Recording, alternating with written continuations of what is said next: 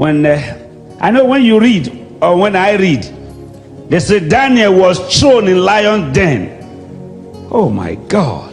And he came out. You know how joyful you are to say he was thrown to lion's den, he came out. Then Shadrach, Meshach, and Abednego were thrown to the fire, and none of them burnt. You think that that fire is air-conditioned room because it wasn't you. It's very easy to read what God did with these great men of faith. And when I was a young preacher, I heard a preacher say, prison said, Paul said, in imprisonment often, in shipwreck, in beating, in biting. I said, God, for the ministry, I didn't know that when you answer the call of God, you completely face the devil headlong. The only time you never have problem is when you are totally his part. Then there's no collision. But if you are going to go opposite direction, you are going to learn how to stand your faith and believe in your God. So tonight, for the remaining 42 minutes, I want to speak on what I call no price is too high for your dream.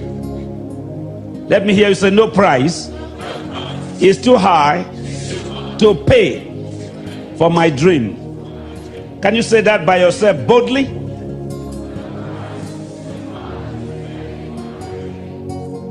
I didn't hear you say me. Let me hear you say by yourself, personify it.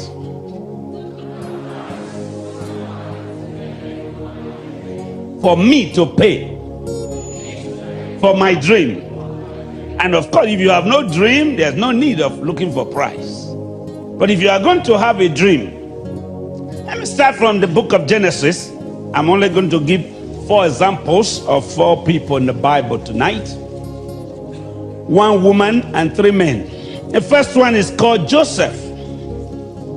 And the Bible says, and Joseph, this is Genesis 37. Genesis chapter 37. And Joseph dreamed a dream, and he told it his brethren, and they hated him yet the more. Verse 9.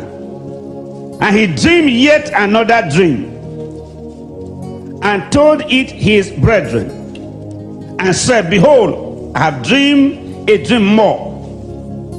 And behold, the sun and the moon and 11 stars made obstance to me.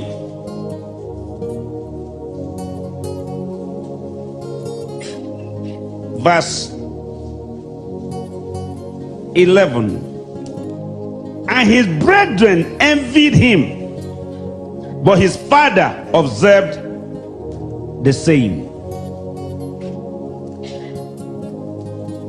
Let me hear you say loudly, he dreamed again.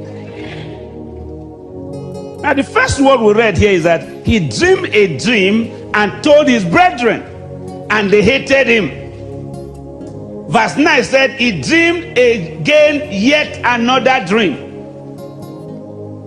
If it was you and I in the world of today, and I say to you, David, I dreamed I saw myself in a brand new Volkswagen. That's a car Christians like to ride.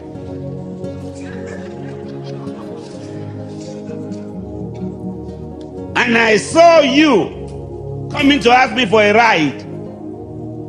You say, me?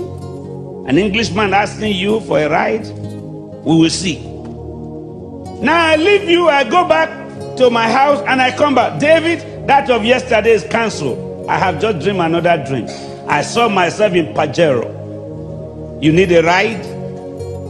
Now the dream continued until the Bible said they left hatred to envy. These are not enemies from outside. These are his brethren, because the Bible is not talking of the devil here now. Many times you want to think of bad, you only think of devil. You don't think of your neighbor. You don't think of your husband. You don't think of your wife. You don't think of anyone close to you. But the Bible says a man's enemy is of his household. And for years, by the grace of God, this ministry has taught me not to go far to see what the devil can do, but very close. That's me, not you. Some of you, you have to travel to London to see devil. If you want to see devil, go outside and see what is happening. Now, his brethren hated him. His brethren envied him. These two languages, are they Christianly? Please respond back to me. Are they godly language? They hated him. Is that a good language? They envied him. Is that a good language? That's not a good language. But that did not stop Joseph from dreaming. Now he started first, hated him. He progressed, envied him. Now later, they ganged up his brethren and said the next thing is to kill him. When they tied him to kill him, one of them said, why not we sell him? What is his death going to profit us? But if we sell him, we can share the amount. And somebody said, that makes sense. His brethren, are you hearing what I'm saying tonight? His brethren, say that with me, decided to kill him, changed their mind, and sold him. His brethren. All right.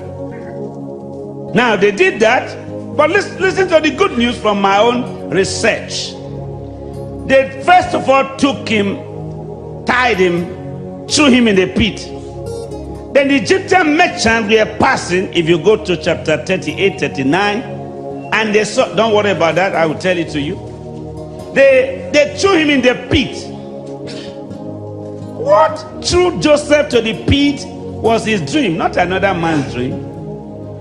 If you don't like what he dreamed, ignore it. But as far as they are concerned, to ignore it was not the reason, was not enough. We were to kill him for dreaming a dream. And for God to worsen it, he made him dream more. That is the part of God.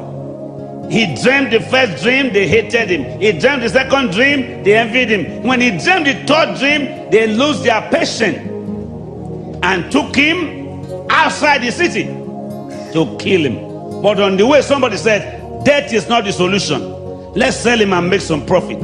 They threw him to the pit. When the merchant heard a voice of someone crying in the pit, they stopped from the top of their ass or a horse or a camel. And they said, what's that noise? They said, we have one nasty dreamer. We want to sell him. The Egyptian merchant bought him. Listen to where the story started changing. When they paid for Joseph, they gave the 30 pieces of silver to his brethren, and they turned to go. On their way going back to their land, the men that bought Joseph lifted him from the ground and put him on top of a camel. The man they sold was riding home, and the one who sold him trekking home. I wish that was English language. You think that's an English word? The buyers carried the man high on the top of Rolls Royce. The people who sold him, they were going home sad with a blood-stained coat. They took his coat, they sold him, but the man they sold climbed on the top of a camel, waving them, see you, bye-bye.